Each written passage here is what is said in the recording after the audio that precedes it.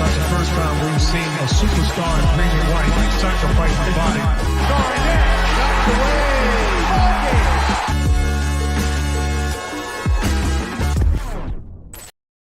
Welcome into another episode of First of the Floor. Ben Vallis here. Thank you for joining us. Hope you're doing well. Alongside me here, Wayne Spoony. Spoons, how you doing, man? Welcome back.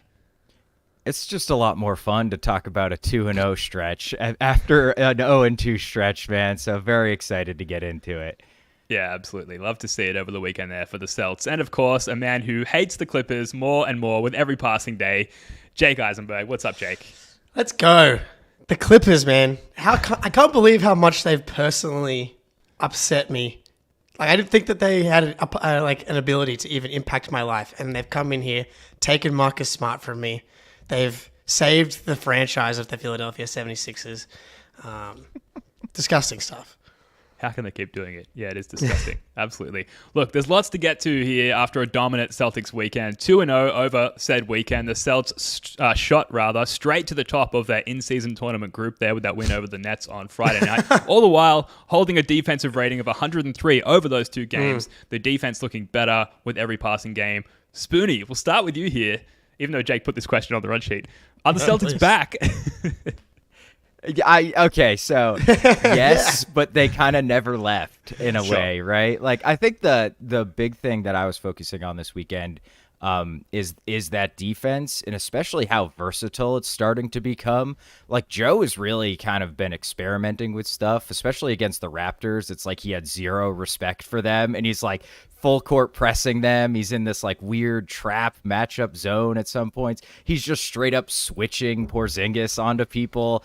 And then obviously we've got sort of our base drop defense that we're getting really good at as well, especially when KP's out there. So look, man, if this defense is going to turn into the best defense in the NBA, the offense doesn't even need to be that good for us to be like a top seed, but the offense is going to be really, really good. So the ceiling of this team is just crazy. Yes, the Celtics are back. They never went too far away. We are probably we're at least one possession away, one Jaylen Brown pull up away from being 8-1. And maybe the refs calling Joel Embiid correctly out of bounds away from forcing an overtime and stealing that game away. But I'm comfortable saying we didn't really deserve to win that Philly game. But the Timberwolves game was right there. The defense across this 4-game stretch, including the Timberwolves game, has been so good. I think the story's kind of been about the offense, and it's going to continue to be about the offense. But the defense has been awesome kind of throughout the stretch, but against Philly, and you watch how dominant they've been, they're putting up is the Pacers, as the Celtics put up a shitload of points on them as well. But Maxey and Embiid have been pretty unstoppable throughout the season so far, and the Celtics held Maxey to 11 from 27 shooting. They've been the only team really been able to slow him down effectively. The defense is real, and that just gives them a super high floor every single night. And when the offense starts to ignite, then you have a third quarter against the Raptors, and you just see Brad Stevens' vision. I can imagine him staring down onto the court, just levitating as Jaylen Brown and Porziņģis just dunk over and over and over again. Oh, I was in a good place yesterday, I gotta be honest.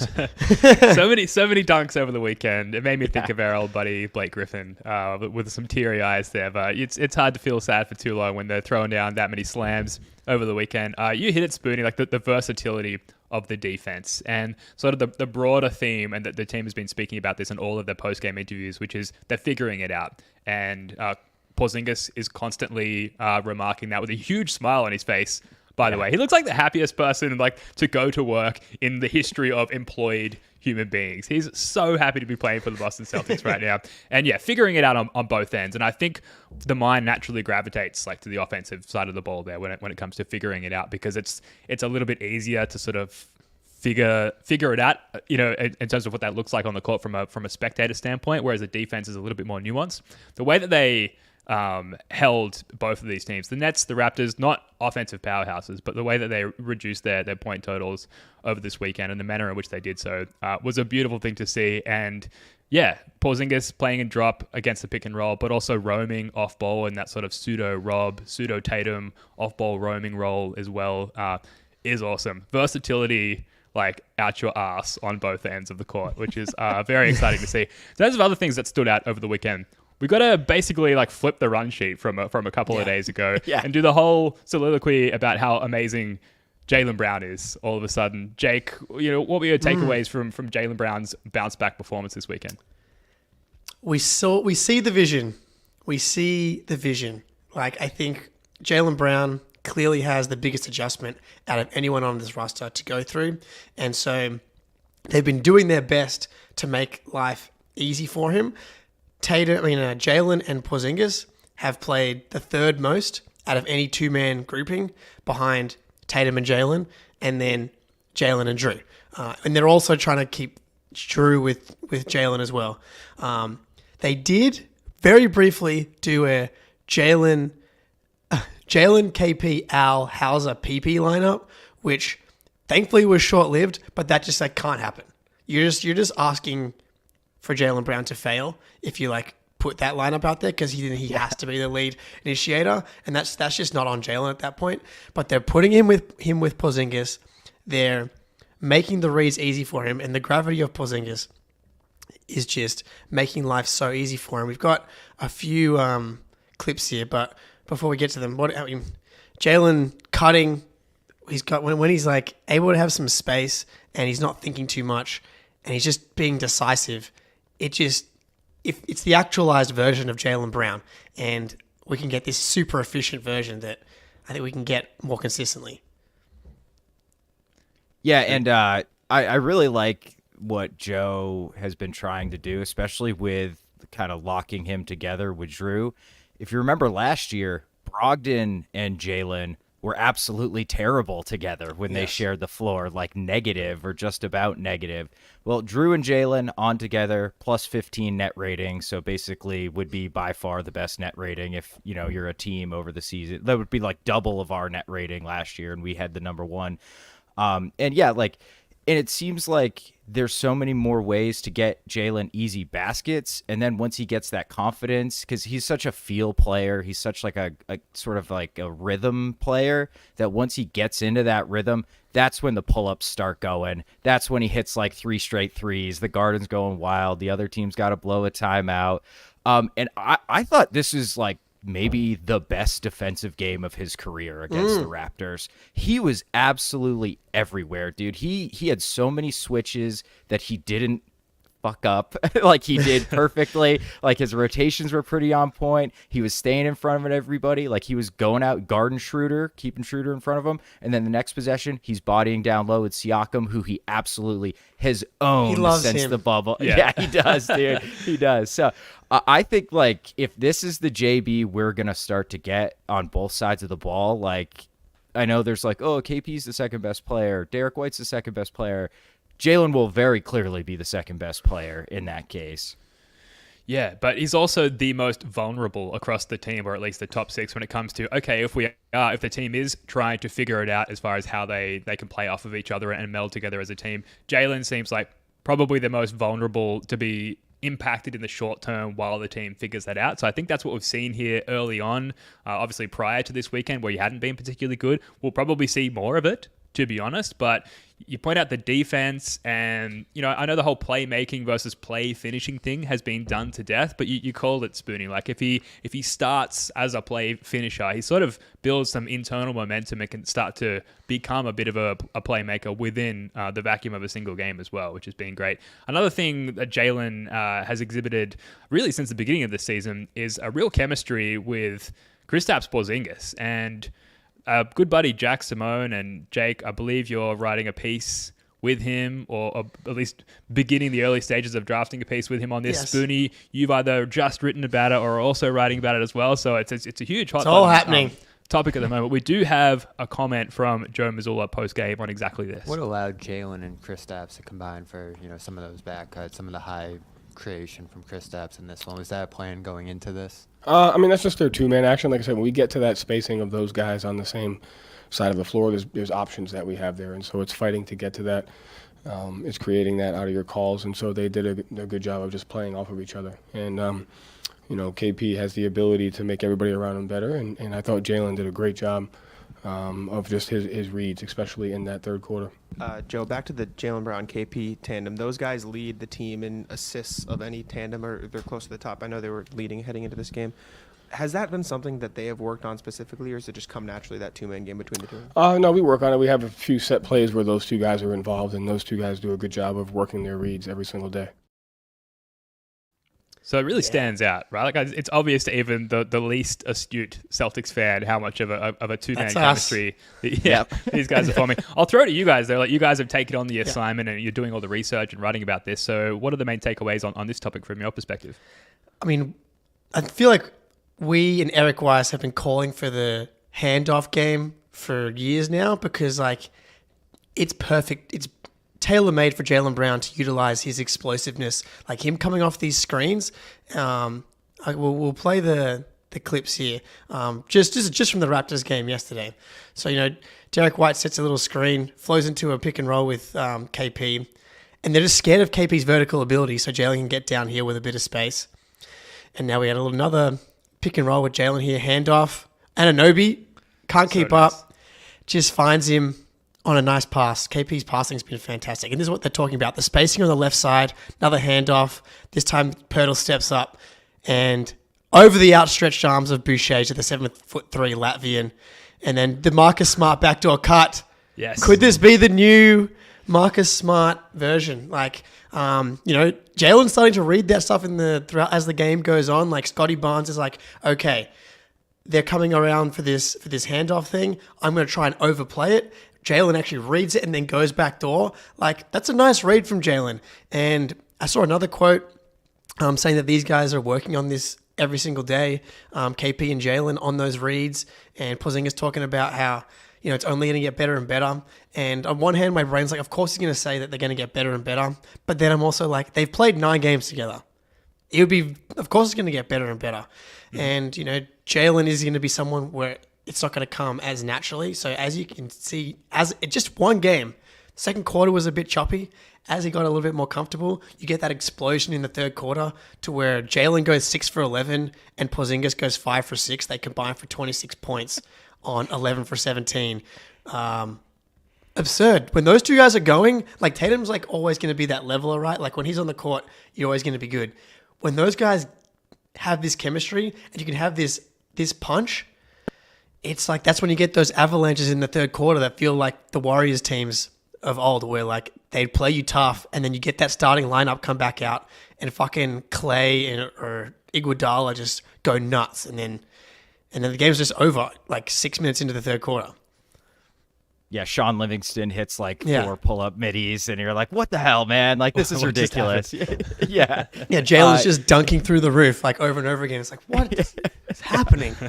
Yeah, so I just wrote about this very briefly in 3-Leaf Clover. Just like, here's a couple clips. This is happening. Like, there's a lot more meat on that bone, certainly. But, Jaylen has assisted...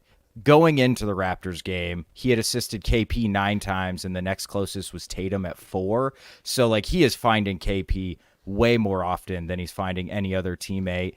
And we talked about it when we traded for KP. Like, KP has the chance to make Jaylen Brown's life easier more than any other player on the Celtics, just because he's not Tatum, like, about reading the game, right? He's not Derek White.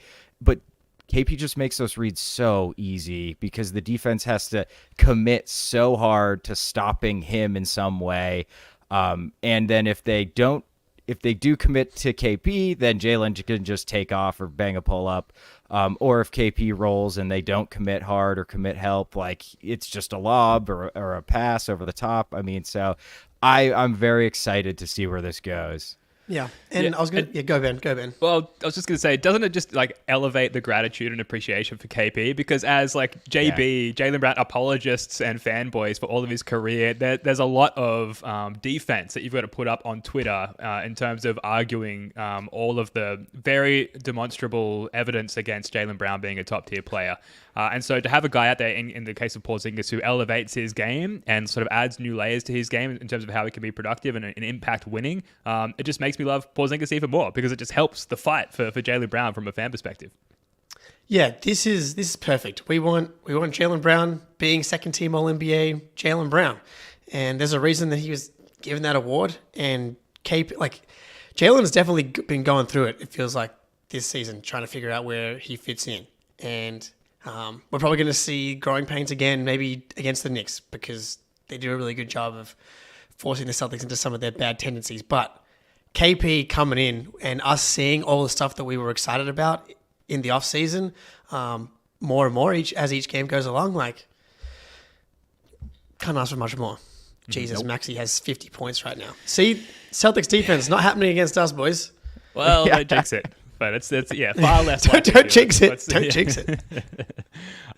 Is there a sneaky, low-key bid at an All-Star team placement for Porziņģis? There are some sexy stats out there. I don't know if they're like necessarily the sort that jump off the page to the All-Star team voting public, but do you think there's a chance there? Yes. Say more. Yes, I do. A legitimate chance. I think a legitimate chance. If he's averaging 20 points a game, on right now he's at like 54, 30. I think he's at 39.5. So he's basically at 50, 40, and then like 85. So like the true shooting is out of this world. And then he's the anchor. And then he's the anchor for right now the third best defense. If he's the anchor on a top 5 defense while averaging 20 on 50, 40, 90, and they're the 1 seed or the 2 seed, like the Sixers and the Celtics and the Nuggets are like 5 games clear of whoever's behind them, they could easily get 3 All-Stars. And he's taking so little off the table too. Yeah. Like 1.2 turnovers a game, that's effectively nothing. And this is the lowest usage of his entire career. Crazy. Like the second lowest, he's at 21% usage. Second lowest is his second season, 24%. And players shoot 10.8% worse less than 6 feet when guarded by KP, and 7.4% worse less than 10 feet. So like if you are anywhere near the rim and he is anywhere near you, you're basically going to miss the shot essentially. Plus 16.5 net rating, so we're absolutely obliterating people when he's on the court, and almost 70% true shooting, and league average is like 56%. So like that is just absolutely insane efficiency. I wonder if like the rebounds are a little low for a center at 6.2. And like Bam is going pretty nuts. Obviously Embiid's there. So there's some pretty stiff competition in the front court spots, but he's definitely got a shot for sure. Yeah. Does he struggle a little bit directly under the rim? The Raptors, they shot 13 for 16 at the rim in this most recent game, but then from short mid, 4 of 22. So like just a pace, a step away from the rim. He's just got that length to make life difficult for you. But he is, like I've said too many times now, yes, a little light in the ass. He light can get bullied and pushed under the hoop. And then you can, obviously Embiid's going to do it to anybody, but we've seen other less dominant centers do it to him as well. And they kind of put him in the bucket a little bit. But I guess that's the one glaring weakness defensively. There's a few, but that's probably the most standout. It does kind of jump off the screen a little bit. Like Pirtle got him a few times. Like if you are able to get into his body a little bit and get him like that close to the rim, you can kind of just force him away from being able to get that contest. So yeah, he's not perfect, but like he's been pretty freaking close. I'll take it. Yeah. Jason Tatum, who we should get to, he's back into top 5 form after, I guess, a brief step out of the spotlight there, Spoonie. I know, Jake, we'll get to, I said before we recorded, done a really nice job of fleshing out a run sheet here. I want to make sure we get to every data point because it's important. But Spoonie, just some thoughts quickly on Tatum's return to form and how he's looked, I guess, as part of the MVP conversation as well. Yeah, I think he's just like, his scoring is absurdly versatile this year. Like, so I dove into some play type data, and he's like 99th percentile in spot ups, 85th percentile in ISOs, 85th in post ups, and 77th percentile in transition. So he's like absurdly elite or well above average elite at just about everything other than being a pick and roll ball handler. But he's been like 70 percentile his entire career. That'll come up. He's at the 19th percentile right now, which is just like insanely low. That's not gonna hold up. So doesn't feel like he's run very much pick and roll, like little bits here and there, but not a lot. way less than the last few years for sure. Absolutely. It's strange because you think with KP, like we'd be running a lot more pick and roll with him, but it's almost like we're like, well, we'll just have Tatum sort of post up or ISO when we need it, and then JB or Drew or Derek can run the pick and roll with KP. So, I mean, he's just been incredible. He's averaging basically 10 rebounds a game too, and he's a monster. Are you joining me on the Tatum is an elite rebounder train yet, or what? Oh yeah, man, absolutely. I'm in, baby. A lot of them are uncontested. Yeah. Look, some of them have to be uncontested. Some of them have to be uncontested. Okay, guys. Yeah. Jeez. But he's been awesome. The three balls back, like it's over. Yeah. Like the version of the Tatum that we got in the Raptors game is so much fun to watch. Like locked in Tatum, it's so obvious when you're watching him versus not. Like the Nets game really kind of annoyed me. Like they played well. They should have won that. It should have been a Wizards Pacers blowout. Like the game should have been over in the middle of the third quarter. But so Tatum took 11 three-point attempts out of his 17 field goal attempts. And right there is like that's exactly how you know where Tatum's head is at for that game. Whereas the Raptors game, he's attacking the right switches. Like he's not attacking Anunoby and Siakam like off the top of the key. He's attacking Achua and Pirtle and a little bit of Barnes and Malachi Flynn and all these guys. He's making the right decisions. He's pulling up when he should. Like 3 for 9 from 3. You know, you hope one more goes in or he takes one less. But getting downhill and then he's locking. Like guys don't want to go at him. The reason we don't get a lot of Tatum defensive highlights is no one wants a bar of him. No one wants a bar of him. Yeah, it's a huge part of it. And I guess we'll get to the on-off numbers, but it's such a huge part of his massively positive point differential. Plus 41.3 point differential for Tatum in terms of on-off numbers. And a huge part of that is like you're alluding to there, Jake. Like he locks down like a quadrant of the half court, which I guess is like an eighth of the whole court. Anyway, when he's out there, because he's just so big. And it's like, let's just not run any action that involves anything anywhere near Jason Tatum. And yes, that doesn't result in a first of the floor highlight, which we're desperate for, by the way. We need more it's not his thing, for our really. intro. Yeah.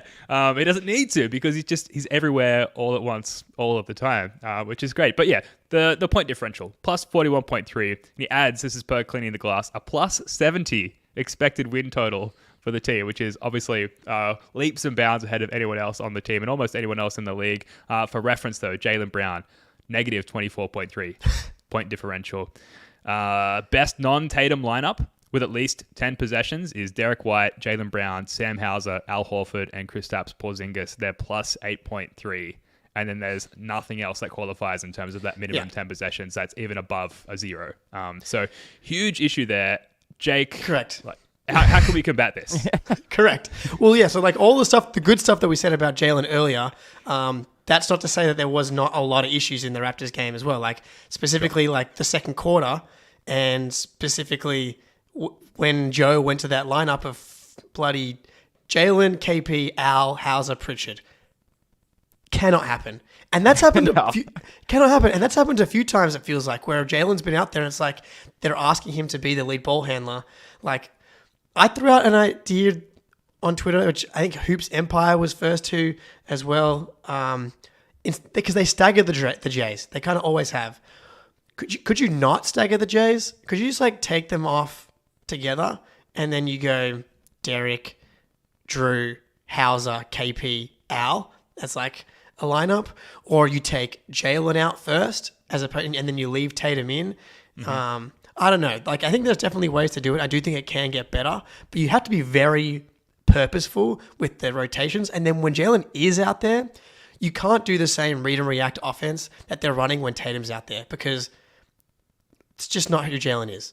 And you have to put him in a situation to succeed. You have to run the KP pick and rolls, and it's basketball. You're not going to be able to just like surgically manipulate every possession when Jaylen's out there, but everybody who is out there has to be like, okay, this is the lineup that's out here. These are the non-Tatum minutes. We're changing the way that we're operating, and we've got a feel for it, but I think they need to be more purposeful about how they're going about it. Yeah, and there's just no excuse not to have one of Derek or Drew out there with him. No. Like, there's just no reason for it, It's Joe. ridiculous. Like, come on, dude.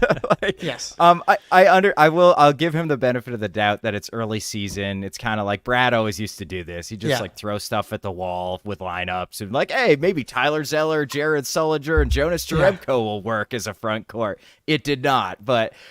So I just think this is It now may have the worked time better to than this accept- lineup, though. It may have, because that was awful, dude. It was so bad. But like, yeah, you're right, Jake. It's just not putting in Jaylen in a position to succeed. There's absolutely no reason for it. Like you showed it in the clip, like empty side, pick and roll, space it out, and just let KP and JB run a 2-man game. And if help comes, it's going to be so obvious because it's going to come from all the way across the court, and Jaylen can pick that pass out. So like, there's just no need to be the Warriors when Tatum's off the floor, especially if there's not a point guard playing with them. It's truly bizarre though. Like there's this point differential, and we have a conversation where we can celebrate this 2-man game between Jaylen Brown and someone not named Jason Tatum, Kristaps Porzingis in this case, and yet we can't find positions for success like to put Jaylen Brown in when Tatum is on the bench. It's weird that those two subjects can coexist at once. What else? Okay, so the idea of sorry, go ahead. I was saying, it just kind of also speaks to like Tatum and how much he just does overall. Like we just talked about his lockdown defense, and people stay away from him. That makes the defense easier. He's a beast on the boards. So all of a sudden, just like if you're not a Celtics fan or you're not really paying attention to Tatum, that might be why you don't think he's a top 5 player, because the scoring is elite, but then like all the other stuff is elite. And so when you take him off the court, like Sam Hauser's a solid rebounder and a fine defender, but like not what Tatum's doing. Yeah, and just on your point on not staggering the Jays, I think politically you can't do that. I think that you need Jaylen to like feel like he has pockets of the game. Like it's a good idea in theory. Like, and I would love to see it happen, but I just don't think that Jaylen would like be up for that in any way, shape, or form. And it would be like ultimately worse for the team as far as and things like that. Come on, man. I think Jaylen would be okay with it. Just Vibes like are a thing. Yeah, no, I agree. On the show. I agree. This is how you sell it. It's like, Jaylen, you guys are so great together. We want to maximize how good you guys are together by keeping you together at all times. You get a negotiator in to start the conversation, a mediator. We'll just obliterate teams and you'll never have to play a fourth quarter. Like, come on, man. Yeah. All right, look, plenty more to get to, but first, a quick word from our sponsor. Score early this NFL season with FanDuel, America's #1 sportsbook. Right now, new customers get $150 in bonus bets with any winning $5 moneyline bet. That's $150 if your team wins. If you've been thinking about joining FanDuel, there's no better time to get in on the action. The app is easy to use. There's a wide range of betting options, including spreads, player props, over-unders, and more. So visit FanDuel.com/Boston and kick off the NFL season. FanDuel, official partner of the NFL. Anyone got a bet for us, or should we just move on? Yeah, I don't have one. I currently am got Spurs plus 8.5. I hit the Grizzlies plus 8.5 today as well. And I'm on a bit of a roll. Unfortunately, I don't have anything for. The Timberwolves I think are plus 2.5 against the Warriors this afternoon. I don't believe that game has started yet. So I would jump on that one. The Warriors played a back-to-back yesterday against Cleveland. Great game. Draymond ejected again. And I hate him. Like, I respect how good he is at basketball, but oh my God, he is the worst. I hate the double standard of refereeing and technicals. Like, the technicals that KP's gotten compared to what, like, Draymond gets away with is so frustrating. So to see the refs actually, like, pick him up yesterday and eject him, and then him do his whole fucking WWE shit, and then the Warriors actually lose, chef's kiss. Did you see him get kicked in the nuts the other day? That was a nice bit of shot. Yeah, calm on, dude. Natural kicking motion or natural shooting motion or whatever. That's right. KP got a tech for throwing the ball back through the rim. Like, what are we doing here? Yeah. What are these hanging on the rim technicals? What is the point of that rule anyway, dude? That's like a rule from the 40s. It's for safety. Oh, yeah. Yeah, for safety and to demonstrate upper body strength maybe a little bit as well, which both things I'm completely okay with. Sam Hauser, 6th man of the year.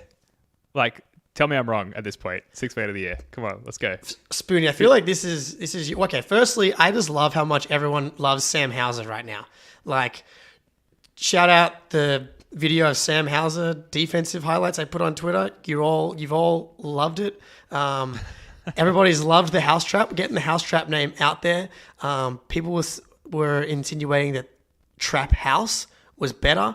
I love trap and I love house. Is that a music reference, or is that? It's trap? it's trap house is I would say lingo for like a drug den. Oh, Yeah. Yes. okay. I'm intrigued. And then I know house arrest got thrown around out there as well. The reality is he's been fantastic.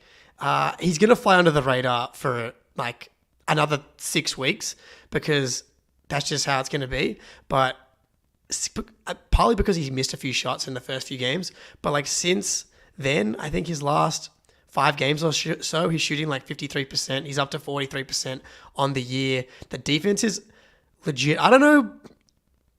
I'm like careful to still be like, is he a good defender?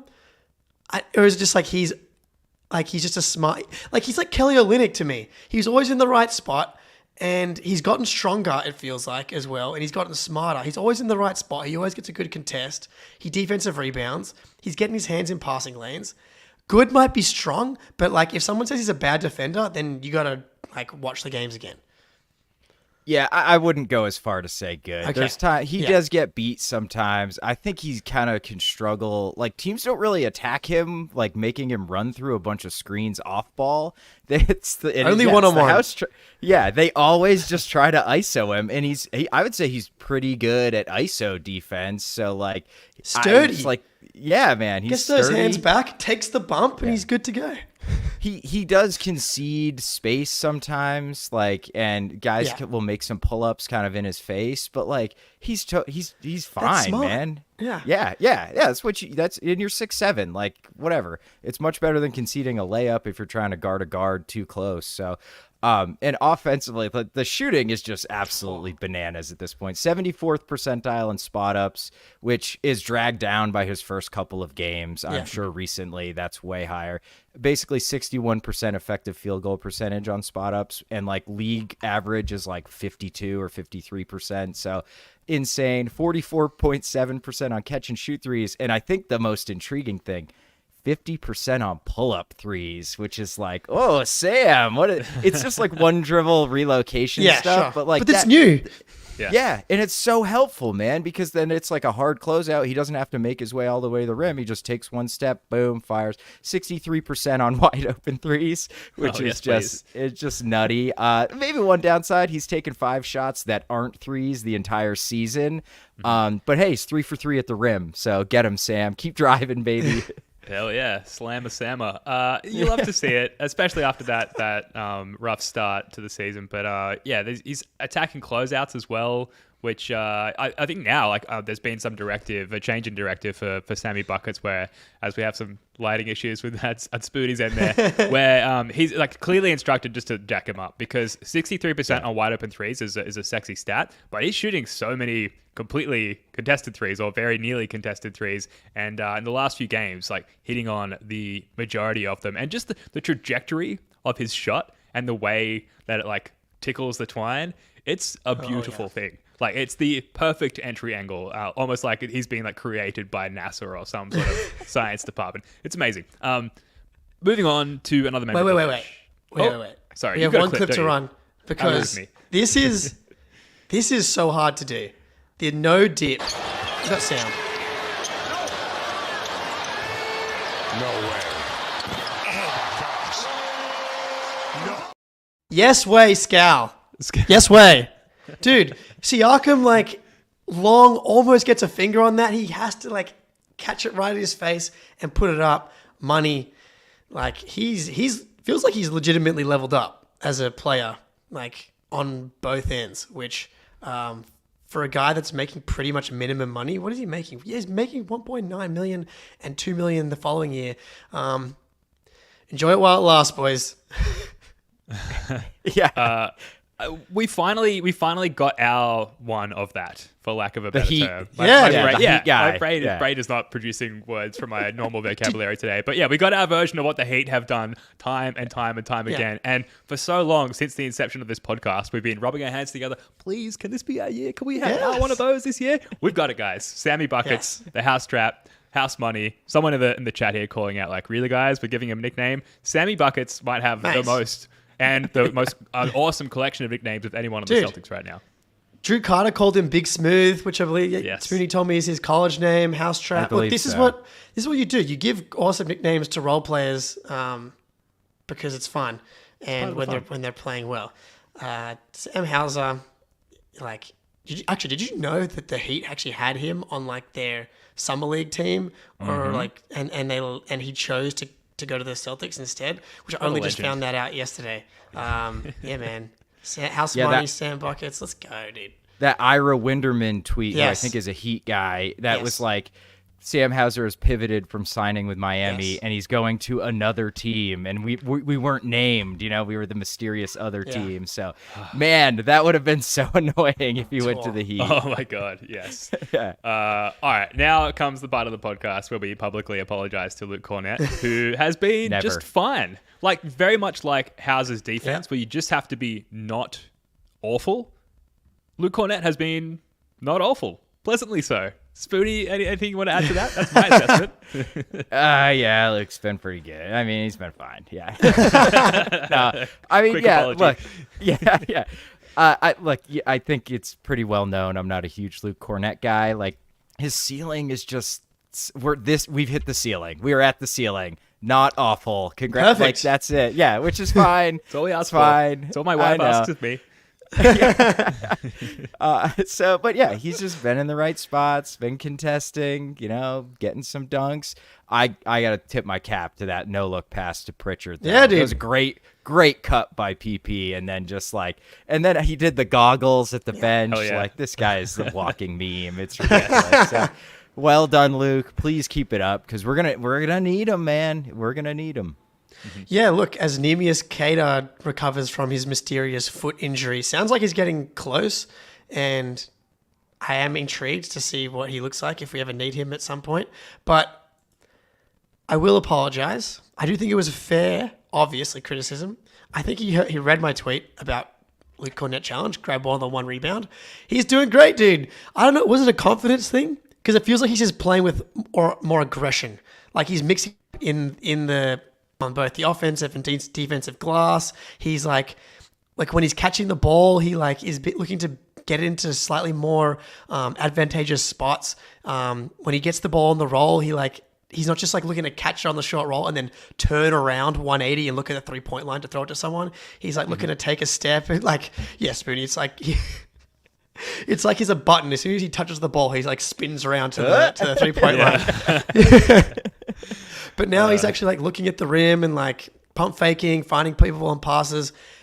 When the team is so talented, your job as a role player becomes really simple, and you don't have to do a lot. Like, you don't need a lot from your role players. They can excel in their roles because they only need so much from them. And that's what he's doing. And like, if he can do this, that's all we need. Love to see it. So apologies again to Luke Kornet, but we are Huge prone apologies. to doing a complete 180 in 2 games if he shits the bed again. I will just say that very quickly. Now, we've got a few miscellaneous points to end on here, and we're going to start with this as I run a clip which I believe has no sound that I can talk over. So Peyton Pritchard, Dennis Smith Jr. got into a little bit of biff at the end of our first in-season tournament game, and I guess it's important because it's not something you'd really expect of Pritchard here, but he's really chattering back there to Dennis Smith Jr. Any idea why DSJ took umbrage to PP in this case?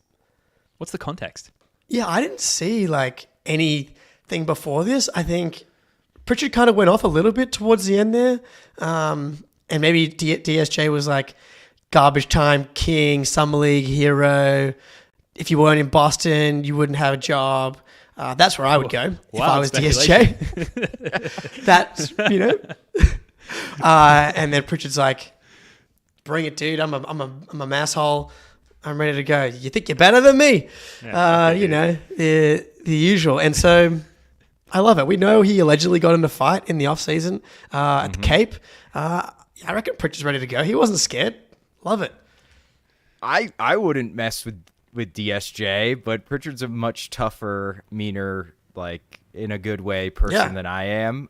So yeah, I have no idea where that came from. I suspect you're probably right, Jake, that he was just kind of talking crap to Pritchard, and Pritchard's not going to take that, dude. He's feisty if nothing else, and yeah, that was fine. He finally had a good game, so he finally was like, all right, baby, I can finally back it up now. Check the scoreboard, but yeah, DSJ's actually kind of really impressed me, honestly. Yeah, he'd be a nice little target. That would be ironic, he would. But yes. They'd be best buds like instantly there. I know. It's all in the spirit of competition. Yeah. Well, look, sticking with the theme of Biffo here over the weekend, this clip does have sound. This is Joe Mazzulla challenging the out of bounds play up 30, and this is from the Raptors broadcast. Yes. Right, with 3:39 to go, are challenging this. This is a coach's challenge. I'm not a fan. And it's going to be Not a fan. successful. Okay. Great. But this is what they looked at. They decided to challenge this. And Do you guys agree with Joe challenging this play? Because Boston I don't know. I guess I could go either way. Yeah, And I get it. Like the reasoning from Joe was like, my guys are out there busting their balls, and like they want me to challenge a play. Like they're fighting for tape to get their next contract. And like if they want it, then that's all I care about. Talking to Joe Mazzulla. I love hated this. it. I hated it until Joe gave that answer. Yeah. And then, like, I feel like these guys probably really appreciate him taking the last couple of minutes seriously, even in a I blowout. agree with you. What did I just say? What did I say earlier about This Tatum part. and Completely Brown in the dumbfounded. game? Successful. It'll be Boston ball with All right. 3:39 on the game clock. They will not be They charged at they timeout. said on the Toronto broadcast, Reset to You're 14. Toronto. You're on we the see road. these guys again in 6 days. Remember that or some shit. And I was like, Yeah, right. that's bad, dude. That's not a good thing. Like I saw a stat like yesterday. It's like Pascal Siakam hasn't beaten Jason Tatum since the 2019-20 season. He's 0-9. Woo. Yeah, that's insane. And just like we said at the top, historically owned by Jaylen Brown as well, which is great. We're on the right side of history there, rather. Yeah, I didn't like it just because I had other things to do with my day until I heard or saw rather that the Raptors were upset. By it, and then I was just like, sucked in, eat shit. Like, glad that you're angry. I hate all opposing teams. Anything else to get to, guys? I believe we've got some Marcus Smart magic, Jake, that you're going to lead us through. So Grizzlies played the Clippers today. Clippers have been just a disaster since the Harden trade. I've already voiced how disgusted I am with the Clippers. One, at least not giving Brad the option to keep Marcus Smart and get Porziņģis. So taking him away from us instead of Brogdon. And then also throwing the 76ers a fucking lifeline and in the fucking process crippling themselves. They have looked so bad. Like, they all look washed. Harden's out of shape. What? Harden's out of shape? I know. Who could have predicted that? Never. That guy? Watching Steve Ballmer on the sideline, like he looks like he's gonna like have a heart attack or like just keel over. He's sitting there being like, "What did we do, dude?" Like they were good. Anyway, Grizzlies also struggling, and I'm like, I want the Grizzlies to get back on track so badly by the time Jar gets back because I think it would be sad. Like Marcus Smart comes back to the Garden and like they're like 2-16, and then the Celtics wax them by 30. And it's like, see you, Marcus. Enjoy Memphis. But today, Clippers, Grizzlies, it's a tight ball game. Marcus Smart with the most Marcus Smart thing you're ever going to see. 99-98. Loses the ball, dives on it, grabs it one hand, flips it to Roddy. The chaos. Watch it one more time. It's absolutely beautiful. He gets Kawhi, but gets tapped. Get air under the ball there. Like it's like he didn't just tap it. He like grabbed it with his hand and then like rugby flipped it to Roddy, and then they got the win. So I was really happy for Marcus. He's been balling for them. He had 7 assists, 3 boards, 5 turnovers, but he's just like way overtasked for what they're asking from him right now. I just want them to get back on track, and I think, just because I want good things, and like I was so into the game today, like watching Marcus. Like I just love that guy, and it's good to see. Yeah, it makes me miss him a lot. I think we're seeing him quite soon. We've got the Grizzlies Monday, to our end time. this coming week, or to begin the next coming week. Yeah. So not in TD Garden, so it won't be quite the tearjerker that we will inevitably see down the road. But that's going to be interesting and give us some interesting highlights. Yeah, love to see Marcus Smart, and especially like defeat a foe. I guess they've become a foe with all the fuckery they've caused, particularly in your personal life, Jake, in the case of the Clippers. So it's great to see Marcus stick it to those guys. Just to wrap very quickly here, we've got the Knicks coming up next. I've just been pulling up some stats here. They have the 4th best defense. I think they're 5-4 currently, so it's sort of a middling team as far as their record is concerned. Spoony, I guess they'll still be one of the tougher teams we've faced thus far. Like, aside from Philly and Minnesota, we haven't really beaten any really good teams. Do you see the Knicks being in that category? Yeah, I think they just started off really slow. I think they've been playing much better recently. I can't figure them out because they were terrible defensively last year and had one of a top 3 or 4 offense. And then this year it's all about their defense. So I think, look, they play us really hard. They're super physical. Like, it's always going to be a challenge to play the Tibbs Knicks. And I hate watching these Knicks games. I really do. They're just so messy. They're so sloppy. There's hands everywhere and like bodies flying. And it's like fun, but also it's like stress inducing too. It's like kind of like the baby Heat in that way. Yeah. So I think every game we play with the Knicks, unless we shoot absolutely lights out for once, which we seem to never do against them. And they're the opposite. They don't miss. So hopefully we get some shooting luck for once, and then I think we'll blow the doors off them. But I'm not banking on it, man. Like, I think it's going to be a tough one. Yeah, this is the cycle, right? We play 2 bad teams, win 2 straight games. We do the Celtics are back podcast, and then we come up against a challenging team. We lose or we perform poorly. We do the what's going on with the Celtics podcast, and we go around and around again all season. Jake, did you expect a win against the Knicks? I do. I think that they'll win. I think that they're going to turn up, and I think it could be a comfortable win. I have a feeling the Celtics are going to really be ready for this one. Maybe not like a blowout thing, but like maybe we don't have to go down by 4 with 90 seconds to go and then like pull a rabbit out of our ass, which would hurt probably. Yeah, big time. Yeah, please, man. Please, dude. I hope it's a comfortable one. Yes, please God. Oh, hell yeah. Before we wrap up, last thing here, Jake, are you still doing playback this afternoon? Do you want to plug it to the people here? Yeah, let's do it. So I'm going to hop in the playback now, and we're going to bounce around League Pass. I'm just going to pop the link in the chat here now. I'll be in like a few minutes, and we can if people are in there, we'll jump around, like watch Heat Spurs are going to be tied going into the 4th quarter, Nuggets Rockets, and Suns Thunder, Timberwolves Warriors. Like, there's a bunch of good games. And the blackout stuff with playback hopefully won't be in effect, because I know people that have been hopping in the playback, some people have been having issues watching the actual Celtics games even when they're on the road. So this should work, and we can just all hang out. We can talk about whatever anyone wants to talk about: football, Celtics, beer, Pokemon. Pokemon. Yeah, I've got a breadth of interests. But mostly talk about basketball.